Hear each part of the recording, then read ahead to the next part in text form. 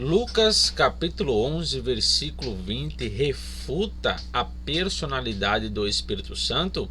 Bom, pessoal, esse vai ser o tema do vídeo de hoje, um assunto que é extremamente importante, que envolve, a questão do Espírito Santo, que existe aí uma discussão se ele é ou não um ser pessoal, Há quem acredite que não, há quem acredite que sim. Quem acredita que não, cita esse texto de Lucas 11:20 para dizer que ele não é um ser pessoal e sim que é o poder do próprio Deus.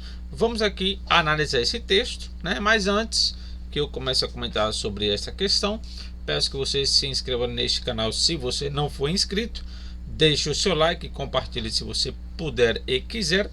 Caso você tenha interesse de fazer um curso de grego bíblico do Novo Testamento, é só você falar comigo. O meu contato está aqui na descrição deste vídeo.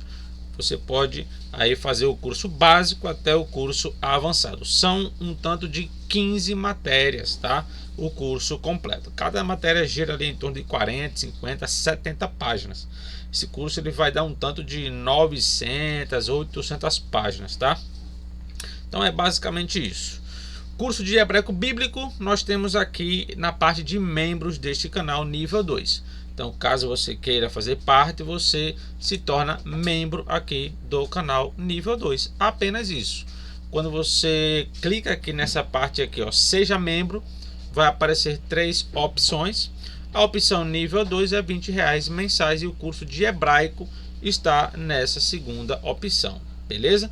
E automaticamente, quando você assina esse nível 2, você tem acesso ao nível 1, certo? Que nós estamos tratando sobre todas as variantes do livro do Apocalipse. Já estamos no capítulo 6. E caso você queira assinar apenas ele, você pode entrar no nível 1, que é R$5 mensais. Beleza? Então é isso aí. E vamos lá para o texto, O texto que está em discussão. Bom, aqui eu peguei o livro de Lucas, peguei aqui o texto grego, peguei o texto de Mateus, que é o mesmo texto, Tanto Lucas quanto Mateus, eles estão falando acerca do mesmo texto. Bom, Mateus, ele diz o seguinte, mas se eu expulso os demônios pelo Espírito de Deus, logo é chegado a vós o reino de Deus. Observe que ele usa aqui a expressão pneumatiteu, certo? Espírito de Deus, Deus aqui está no caso genitivo, Por isso que a preposição de ela aparece, Que vai, essa última letrinha aqui, vai indicar o caso genitivo. É substantivo aí da segunda declinação. Bom, quando você vai para Lucas, diz, mas se eu expulso os demônios pelo dedo de Deus, certamente a vós é chegado o reino de Deus. Então veja que existe aqui uma troca, dos evangelistas. Lucas, ele coloca dedo e Mateus, ele coloca espírito. Então o argumento é, esse espírito de Deus é um poder. Porque a expressão dedo, que é essa palavra aqui, dactilo ou dactulo, essa expressão que significa dedo, literalmente dedo, ela é uma figura de linguagem para falar do poder de Deus, Vemos isso lá no livro de Êxodo, quando naquela parte lá daqueles magos, quando eles estavam ali transformando varas em serpentes, E ali eles mencionam isso, Acho que é capítulo 8 ali. Eles vão mencionar, que aquilo que Moisés fazia era o dedo de Deus, ou seja, era o poder de Deus, certo? Então, beleza. Então, o argumento é exatamente esse. Observe que quando você pega o livro de Mateus, deixa eu baixar aqui a minha câmera para não atrapalhar. Quando você pega o texto grego de Lucas, que é esse aqui, e o de Mateus, você nota que eles têm as mesmas palavras, teu, ego, ekbalo, que tá, daimonia, que é plural, demônios, terminando com a, substantivo neutro, ara, eftasen, eftasen, essa ó, Rimas, Re, Basileia, Toteu. Observe que é tudo igual, só muda de fato essa para essa, certo? No caso, o dactilo ou dactulo para pneumate. Então entende-se que esse espírito é o poder de Deus. Então argumenta-se que, como ele é o poder de Deus, ele não pode ser pessoal. No entanto, esse argumento ele tem vários pontos fracos. Por quê? Porque a gente encontra textos dentro do Novo Testamento onde o próprio Pai é chamado de poder, literalmente. Vejamos aqui um bom texto. Esse texto de Lucas, de Mateus, capítulo 26, versículo 64, diz: Disse-lhe Jesus: Tu o disseste, digo-vos, porém, que vereis em breve o Filho do Homem assentado à direita do poder e vindo sobre as nuvens do céu. Observe que Cristo aqui, ele chama o Pai de poder. E aqui ele usa dinameos, que é exatamente o poder. E aí? Vão dizer agora que o Pai ele é impessoal, porque ele também foi chamado de poder? O próprio Cristo ele foi chamado de o poder de Deus, lá no livro de 1 Coríntios capítulo 1, acho que é versículo 23, né? O poder para a salvação naquele contexto, né? Então ele também é uma manifestação do poder do próprio Deus. Só que ele é impessoal? Não. O Pai é impessoal? Não. Mesmo assim, eles foram chamados de poder. Então, o Espírito Santo, por si só, ser chamado de poder de Deus, não significa que ele é impessoal, até porque o próprio Cristo e o próprio Pai foi chamado de poder pelo próprio Cristo. Aqui, ó, Dexion tes dinameos, né? À direita do poder. E aí, o que vocês têm a falar sobre isso? Então, essa expressão poder, né, ela era muito usada para manifestações do próprio Deus. Né? E isso a gente encontra até mesmo dentro da própria literatura judaica. Então, aquilo que acontecia de, digamos assim, extraordinário era o poder do próprio Deus. Né? Só que esse conceito de poder, né, na mente antiga, ela não era necessariamente um conceito impessoal, assim como Cristo e o próprio Pai, ele foi chamado dessa forma. Existem dois textos aqui que eu vou mostrar, que são textos interessantíssimos, que vão mostrar que o Espírito Santo, como por exemplo esse aqui, ó, Romanos capítulo 8, versículo 26, esse texto, para mim, ele é um dos textos mais interessantes que fala acerca do Espírito Santo e da sua personalidade. O texto diz: também o Espírito, semelhantemente, nos assiste em nossa fraqueza, porque não sabemos orar como convém. Mas o mesmo Espírito intercede por nós sobremaneira com gemidos inexprimíveis. Olha que texto interessante. Ele está falando que o Espírito intercede por nós. Essa expressão aqui, ó, intercede, que é esse termo aqui, ó, Ruperentum Hanei, né? Essa letra aqui, ó, ela ganha um som de N, né? Quando ela está antes dessa letra aqui. Então você tem Ruperentum Hanei, né?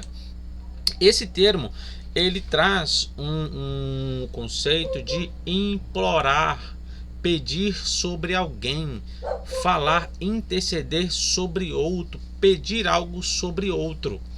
Então, peraí, esse Espírito, ele é um poder impessoal, segundo alguns creem, e esse poder impessoal, ele intercede. Como é que um poder intercede? E o pior é com gemidos inexprimíveis. Esse Espírito, ele intercede, e além de interceder, ele tem gemidos, o termo aqui, certo? esse termo implica, né, um suspiro. Imagine aí, pense comigo, um poder impessoal gemendo ou tendo suspiro ou ainda intercedendo por alguém. Imagine isso. Então é uma visão que para mim ela é um pouco complicada, porque um texto desse aqui eu não consigo ver o Espírito Santo como algo impessoal, né? Porque não tem como um poder impessoal interceder, falar, implorar para outro, né? Eu estou pedindo a alguém que faça alguma coisa por outro. Imagina o poder de Deus fazendo isso, é muito confuso, né? E aí dizem que ele intercede com gemidos inexprimíveis, inexplicáveis, assim, é algo que a linguagem humana não consegue expressar. É como se Paulo quisesse falar assim: olha, o Espírito ele intercede por nós de uma maneira, com suspiros inexplicáveis, certo? Então é algo que sinceramente eu não consigo compreender. Embora existam bons argumentos, né? Existam argumentos do tipo: se o Espírito Santo ele é um ser pessoal, por que ele não tem um trono no céu? É um argumento bom, de fato, por que ele não tem? A Bíblia ela não explica em lugar nenhum, ela simplesmente se cala a respeito disso, embora existam sim alguns argumentos para responder esse tópico, né? A gente vê muito no Apocalipse o Pai e o Filho, né? O tempo inteiro, o Pai e o Filho, e o Espírito Santo ele fica onde, né? Então existe sim certos pontos, né, que daí para a gente ter algum debate, mas existem outros pontos que são para mim irrefutáveis. Outro texto, Efésios 4:30 diz: e não entristeçais o Espírito Santo de Deus, no qual estáis selados para o dia da redenção. Bom, aqui você tem uma variação interessante. O papiro 46 ele omite esse termo aqui, ó, que é não.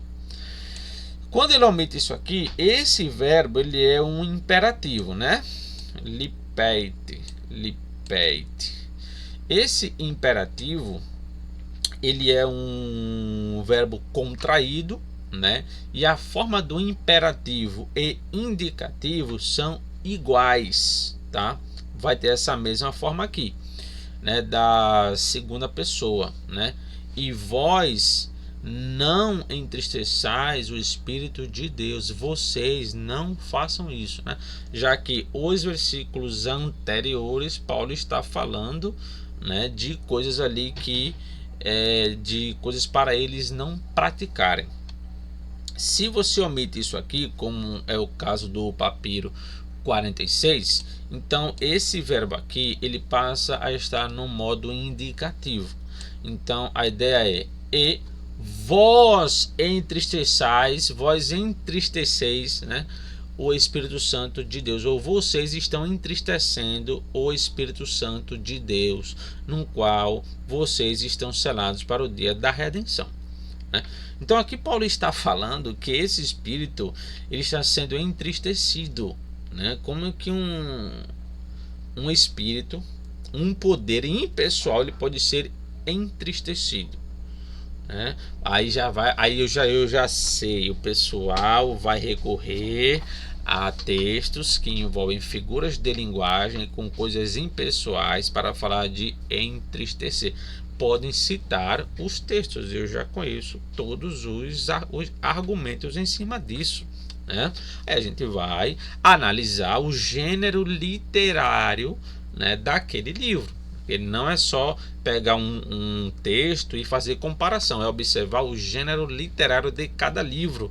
Cada gênero se interpreta de uma forma diferente.